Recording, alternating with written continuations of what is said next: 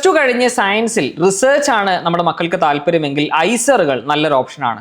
IISER aptitude ടെസ്റ്റിന്റെ പുതിയ notification വന്ന വിവരം നിങ്ങൾ അറിഞ്ഞിട്ടുണ്ടാവും. ഇന്ത്യയിൽ 7 വ്യത്യസ്ത ഐസറുകളുണ്ട്. കേരളത്തിൽ ഐസർ ട്രിവാൻഡ്രം സ്ഥിതി ചെയ്യുന്നുണ്ട്. 7 വ്യത്യസ്ത ഐസറുകളിലായിട്ട് 2333 സീറ്റുകളുമുണ്ട്. 320 സീറ്റുകൾ ഐസർ ട്രിവാൻഡ്രത്ത് BSMS പ്രോഗ്രാമിനും അവൈലബിൾ ആണ്. ഏതൊക്കെയാണ് പ്രധാനപ്പെട്ട ഐസറുകളിലെ കോഴ്സുകൾ എന്നുള്ളത് നമുക്ക് നോക്കാം.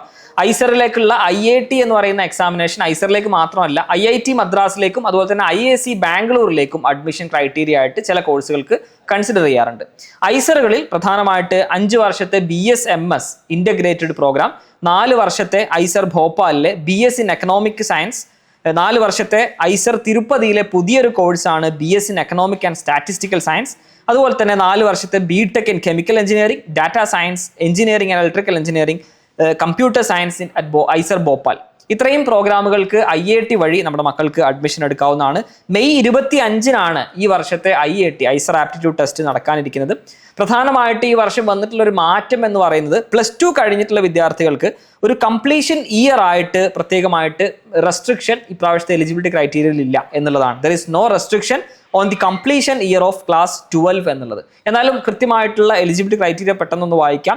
Applicants must be Indian nationals, OCI over citizenship of India, അല്ലെങ്കിൽ PIO foreign nationals to apply for IIT. Indian citizen ആയിരിക്കണം ഈ പറയുന്ന എക്സാമിനേഷൻ എഴുതാൻ ഉള്ള ഒരു ക്രൈറ്റീരിയ ആയിട്ട് പറയുന്നത്. അതുപോലെ തന്നെ ഇനി പുറത്തുള്ള ബോർഡുകളിലാണ് പഠിച്ചിട്ടുള്ളത് എങ്കിൽ, അതായത് candidate must have passed the class 12th with science stream from any board recognized by the Council of Boards of School Education, COBSC എന്ന് പറയുന്ന council of boards of school എഡ്യൂക്കേഷന്റെ കീഴിൽ +2 സയൻസ് സ്ട്രീമിൽ പഠിച്ചിട്ടുള്ള വിദ്യാർത്ഥികൾക്കാണ് ഈ എക്സാം എഴുതാനുള്ള അവസരമുള്ളത്. ഇനി ഫോറിൻ നാഷണൽസ് ആയിട്ടുള്ള കുട്ടികൾക്ക് foreign nationals need to upload an equivalent certificate issued by the association of Indian universities unless they have passed the class 12 or equivalent level of examination from any board recognized by the Council of Boards of School Education, COBSCക്ക് പുറത്തുള്ള ബാക്കി ബോർഡിൽ പഠിച്ച കുട്ടികൾക്കാണെങ്കിൽ ഒരു equivalent സർട്ടിഫിക്കറ്റും issue ചെയ്യേണ്ടതുണ്ട് എന്നുള്ളതാണ് എലിജിബിലിറ്റി ക്രൈറ്റീരിയയിൽ മെൻഷൻ ചെയ്യുന്നത്.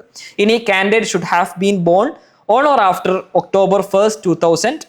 5 years of age relaxation is given to SC, ST and PWD candidates. 2000 October 1-ന് ശേഷം ജനിച്ച വിദ്യാർത്ഥികൾക്കാണ് ഇത് അപ്ലൈ ചെയ്യാനുള്ള അവസരമുള്ളത്. SC, ST, PWD കാൻഡിഡേറ്റ്സ് പ്രത്യേക 5 വർഷത്തെ റിലാക്സേഷൻ കൊടുത്തിട്ടുണ്ട്. These candidates should have been bone or after 1995. SC, ST, PWD category കുട്ടികൾക്ക് 1995 October 1-ന് ശേഷം ജനിച്ച വിദ്യാർത്ഥികളായാലും മതി എന്നുള്ളത്.